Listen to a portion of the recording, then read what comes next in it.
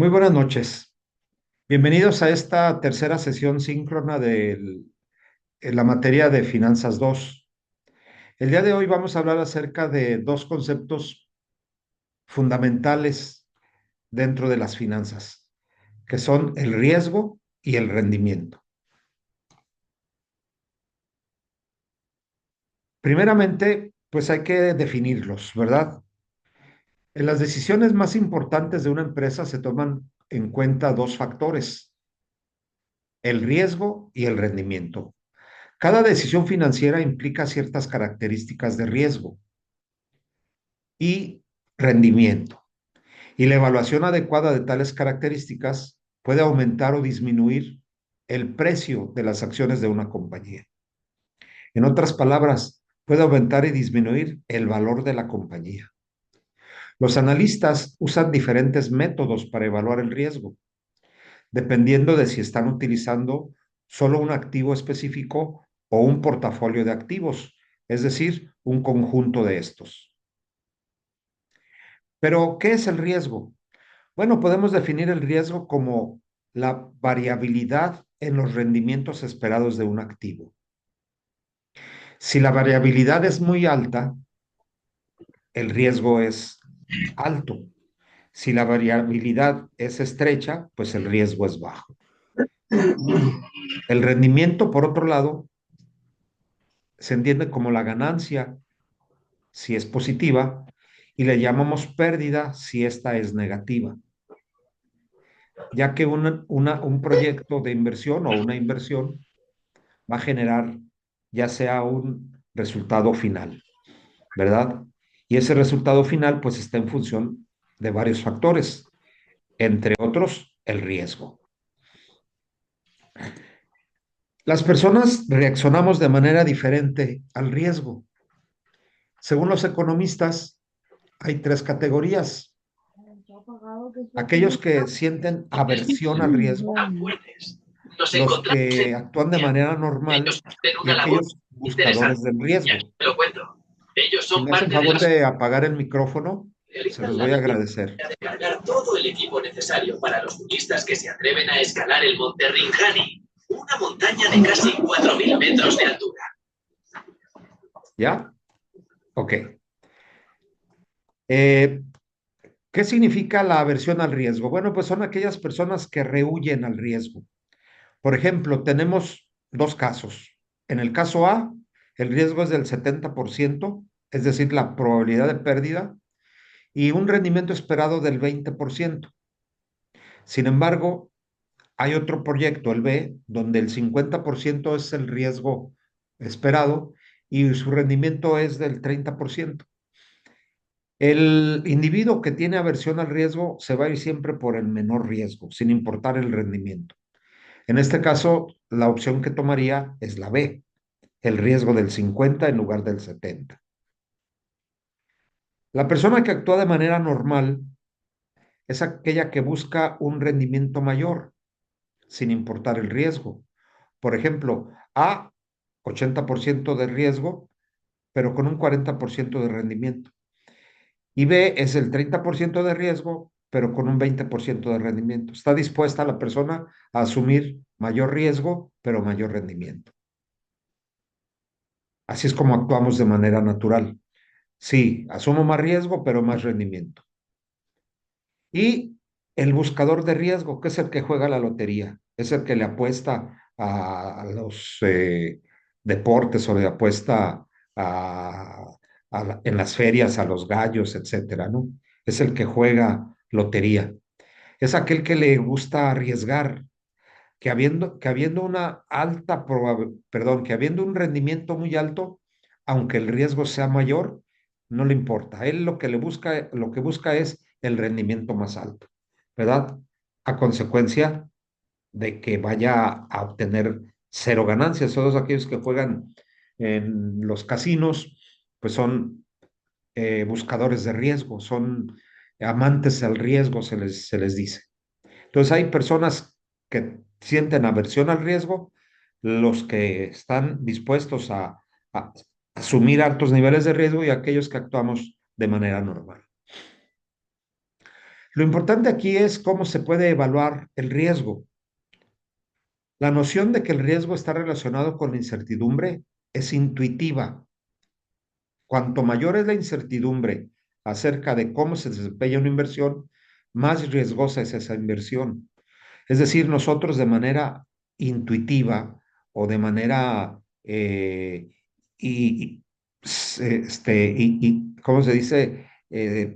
Tenemos esa sensibilidad de percibir, ¿verdad? Dónde hay más riesgo en función a la incertidumbre que nos presenta. Y asumimos entonces rechazo a ese tipo de activos, ¿no? Eso es algo que está relacionado con la incertidumbre. Sin embargo, es muy difícil medirla, la incertidumbre. Un caso es el del movimiento en el tipo de cambio días antes de que Trump ganara las elecciones y luego ya días antes de que asumiera la presidencia y ahora días después de que ya asumió la presidencia. O sea, la incertidumbre se fue disipando, ¿verdad? Hasta que llegó en el momento en que ya estamos hoy y el tipo de cambio ya ahorita o ya alcanzó los 21 pesos, ¿no? De 19 y fracción llegó ya a 21. Hay una relación entre la incertidumbre, ¿verdad? Que es difícil de medir, pero el riesgo vamos a tratar de medirlo. ¿Qué utilizamos para medirlo? Bueno, pues hay un análisis conocido como de sensibilidad, el análisis de sensibilidad. Este implica realizar cálculos de escenarios.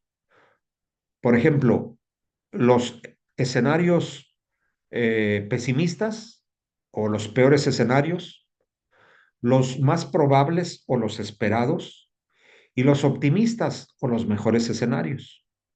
Si nosotros hacemos o somos capaces de hacer cálculos pesimistas, esperados y optimistas, podemos hacer uso del análisis de sensibilidad. En este caso, el riesgo de la inversión se puede medir con el intervalo de los posibles resultados. El intervalo se obtiene restando el rendimiento asociado con el resultado pesimista del rendimiento asociado con el resultado optimista, es decir, los extremos. Cuanto mayor sea el intervalo, mayor será el grado de variación o riesgo que tiene el activo. Es decir, mayor es la variabilidad, como definíamos el concepto de riesgo. Se define como la variabilidad en los rendimientos. Así tenemos el siguiente ejemplo. Hay dos activos para invertir, el A y el B. Su inversión inicial es igual de 10,000 para cada uno. Hay tres escenarios. Para el activo A, el rendimiento pesimista es del 13, mientras que para el activo B es del 7. El más probable es del 15 para cada uno de los dos. Y el optimista para el activo A es del 17, mientras que para el activo B es del 23. Es decir, el activo B puede dar a ganar hasta el 23%, siendo muy optimista, o puede ganar como mínimo el 7%. Sin embargo, en el activo B, el más optimista es del 17 y el más pesimista es del 13. ¿Cómo sabemos cuál activo elegir o cuál opción elegir? Según este método de sensibilidad, calculamos el intervalo entre el optimista y el pesimista y los comparamos. Es decir, 17 menos 13 me da 4%. Y en el activo B, 23 menos 17 da el 16%. El intervalo en la variación de los rendimientos es el que me va a decir cuál es la mejor opción. Y siempre y cuando ese intervalo sea menor. En este caso, el intervalo de 4 es menor que de 16, por lo tanto se elige el activo A. En un proyecto de inversión, cuando queremos evaluar la compra de maquinaria o el desarrollo de un nuevo producto o abrir una nueva planta, se requiere el análisis de sensibilidad, pues a través de la realización de estados de resultados, que más adelante vamos a conocer como flujos de efectivo de operación, en los tres eh, grados, ¿no? Uno muy optimista, uno más probable y uno pesimista. Y en base a eso vamos a comparar diferentes proyectos. Y aquel proyecto que me dé una menor variabilidad en los rendimientos esperados, pues es el elegido, es el más, eh, es el aceptado, pues. ¿Sí? Ese es el análisis de sensibilidad. La otra manera de medir el riesgo es a través de las probabilidades. La distribución de probabilidades permite obtener un conocimiento más cuantitativo del riesgo de un activo. Dijimos que era difícil medirlo. Bueno, hay que hacer uso de varios elementos que conocemos para tratar de medirlo. Y uno de ellos es el uso de las probabilidades, ¿verdad? No olvidemos que la probabilidad es la posibilidad de que un evento ocurra. ¿Cuál es la probabilidad de que un evento ocurra? Si decimos que es del 100%, pues quiere decir que está totalmente seguro que se va a presentar. Sin embargo, si hablamos del 80%, esto me dice que 8 de cada 10, por dar números cerrados, o 80 de 100, ¿verdad? 8 de cada 10 se van a presentar. Los resultados cuya probabilidad es cero quiere decir que nunca van a ocurrir. Entonces, la probabilidad se maneja en términos porcentuales: 80, 70, 90, 65, 50, etcétera. Además de considerar el intervalo de rendimientos, como lo vimos en el modelo anterior, que puede generar una inversión, el riesgo de un activo se puede medir cuantitativamente usando datos estadísticos. La medida estadística más común usada para describir el riesgo de una inversión es la desviación estándar. Ya sabemos nosotros que en estadística, ¿verdad? A través de la recopilación de información podemos obtener eh, ciertas variables que nosotros conocemos como medidas de dispersión. Una de ellas es la desviación estándar, ¿verdad? Nosotros no vamos a detenernos en su cálculo, aunque aquí lo voy a ver. Sabemos nosotros que podemos calcularlo a través de Excel, ¿verdad?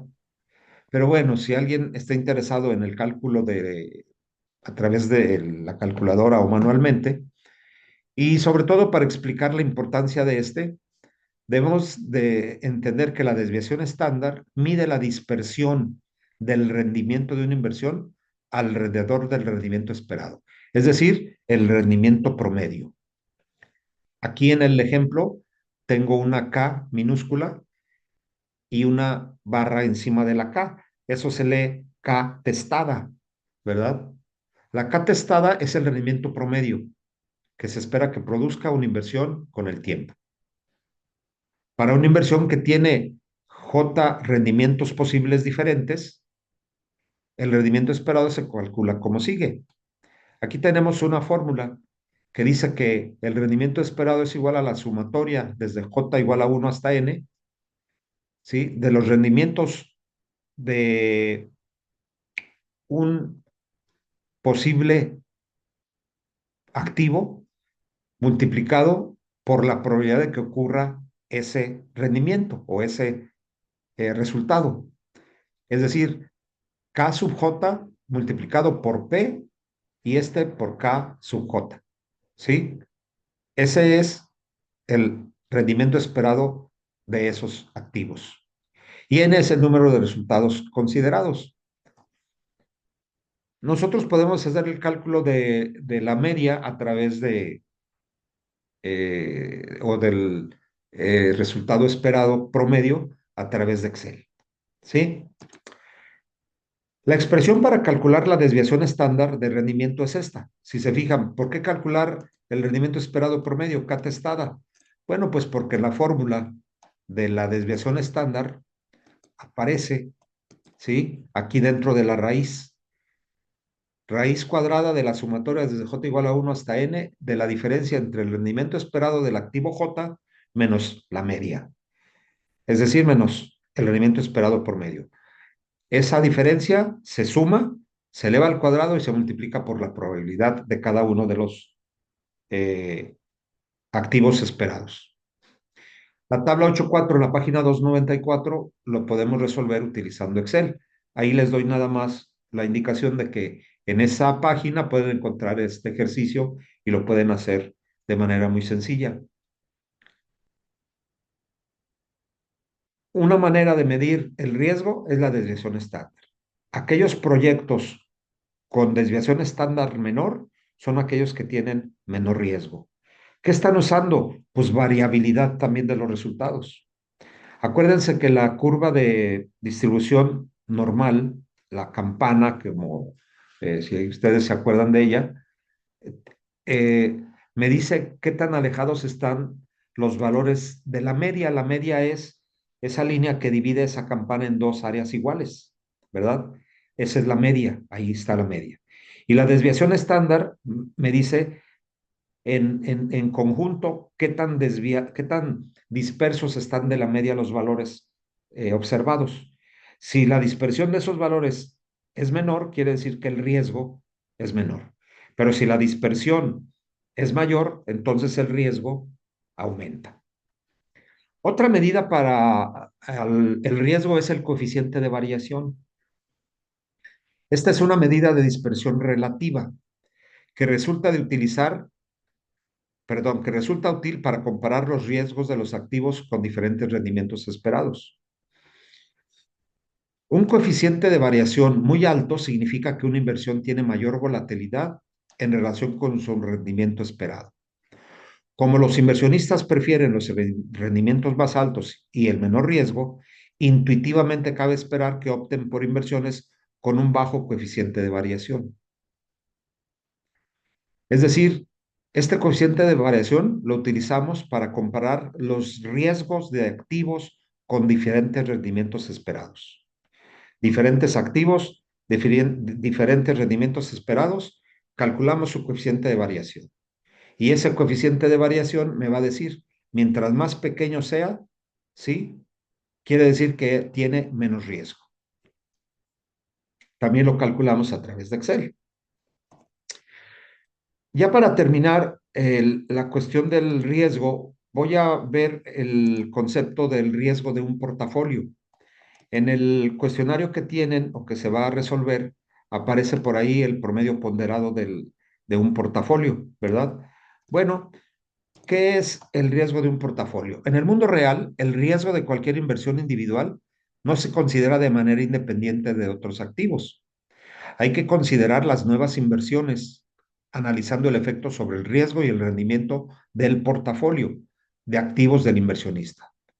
La meta del gerente financiero es crear un portafolio eficiente, es decir, uno que proporcione el rendimiento máximo para un nivel de riesgo determinado. Por consiguiente, necesitamos una forma de medir el rendimiento y la desviación estándar de un portafolio de activos. Como parte de ese análisis, revisaremos el concepto estadístico de correlación, el cual subyace en el proceso de diversificación que se usa para desarrollar un portafolio eficiente. El rendimiento de un portafolio es un promedio ponderado de los rendimientos de los activos individuales con los cuales se integra. No es tan complicado esto, simplemente nosotros vemos el ejemplo que aparece aquí. K sub P quiere decir el rendimiento del portafolio. K es rendimiento y P indica que es el portafolio.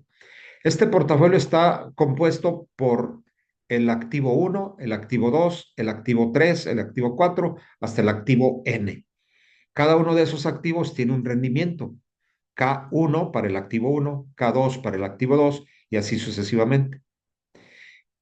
Después, nosotros utilizamos el concepto de la proporción del valor total del portafolio invertido en el activo J. Es decir, cuánto invertimos en el activo 1, cuánto en el activo 2, cuánto en el activo 3 y así sucesivamente. Es decir, del 100% del monto de la inversión, cuánto va asignado a cada uno de ellos. Si quiero terminar este ejemplo, diría, para el activo 1, el 20%, punto 20 por el rendimiento del activo 1, más 50% en el activo 2, punto 5 por el rendimiento del activo 2. Ya llevo el 20 y el 50, ya llevo el 70.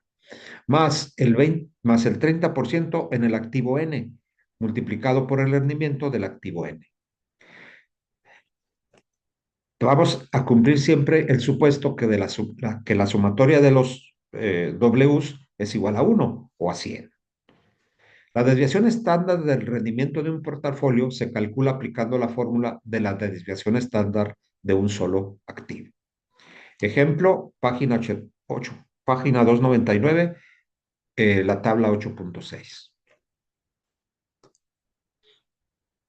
La correlación es una medida estadística de la relación entre dos series de números, los cuales representan datos de cualquier tipo, desde rendimientos hasta otros, como puntajes de pruebas.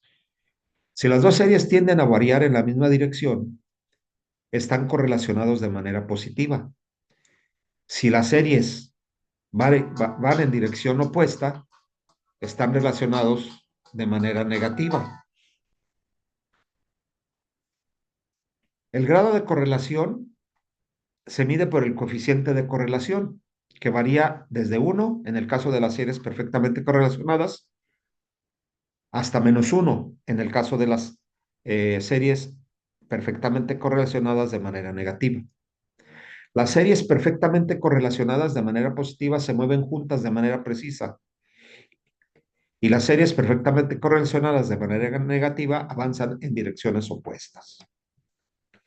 Bueno, ¿esto para qué me ayuda? Pues para evaluar la diversificación. El concepto de correlación es esencial para desarrollar un portafolio eficiente. Para reducir el riesgo general, es mejor diversificar el portafolio, combinando o agregando activos que tengan una correlación tan baja como sea posible. La combinación de activos que tienen una correlación baja entre sí reduce la variabilidad general de los rendimientos del portafolio. Algunos activos se consideran no correlacionados, es decir, no existe ninguna interacción entre sus rendimientos. La combinación de activos no correlacionados reduce el riesgo. No tan eficazmente como la combinación de los activos correlacionados de manera negativa, pero sí con mayor eficacia que la combinación de los activos correlacionados positivamente. En otras palabras, un portafolio de inversión, es decir, el portafolio lo debemos de componer con activos cuyo rendimiento, ¿sí? No siguen un patrón.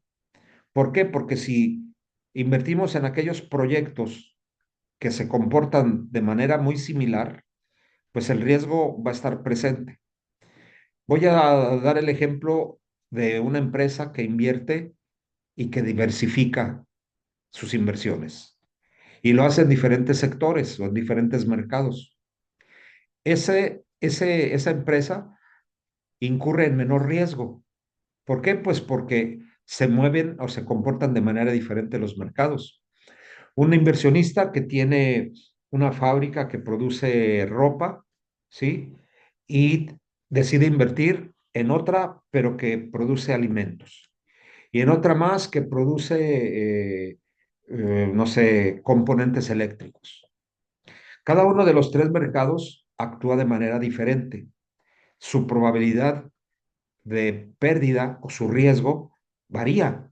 Y si yo voy a invertir en un proyecto o en un portafolio de inversión, pues voy a hacerlo en aquellos cuya diversificación es mayor, lo cual reduce el riesgo. Por eso se habla mucho de la diversificación en las inversiones, ¿verdad? Hay grandes grupos financieros, voy a mencionar, por ejemplo, el de Carlos Slim, que tiene diferentes inversiones en empresas de distintos rubros, ¿no? Por ejemplo, restaurantes, era dueño de, de los restaurantes Sambors, ¿sí? Las panaderías El Globo, la banca Inbursa, que ya son totalmente diversificados, y de Telcel o de Telmex, ¿no? O sea, totalmente busca la diversificación y otros otros proyectos que tiene, otras empresas que tiene que reducen el riesgo en sus inversiones. La correlación entre los diferentes rendimientos esperados de los activos de un portafolio debe de ser la menor. Bueno, pues ese es el tema de esta semana. Espero sea de su utilidad y les recomiendo que lean el capítulo correspondiente a, al tema. Es en la página 294, antes de esta, que es donde inicia el capítulo. Si tienen alguna pregunta, pues formúlenla y si no, pues los veo el próximo martes. Voy a ahorita terminar de grabar la sesión y en su momento la voy a subir. Si tienen alguna dificultad con las sesiones grabadas, creo que me dijeron en un grupo que así era, las voy a verificar para pues volverlas a subir. ¿Sí? Sí, es un cuestionario, ahí aparece en la plataforma. Hay que resolverlo, ¿verdad? Bueno, pues muchísimas gracias. Gracias por su atención. Que tengan muy buena noche. Gracias, maestro. Gracias, maestro, igualmente. Gracias, buenas noches. Hasta luego, buenas noches.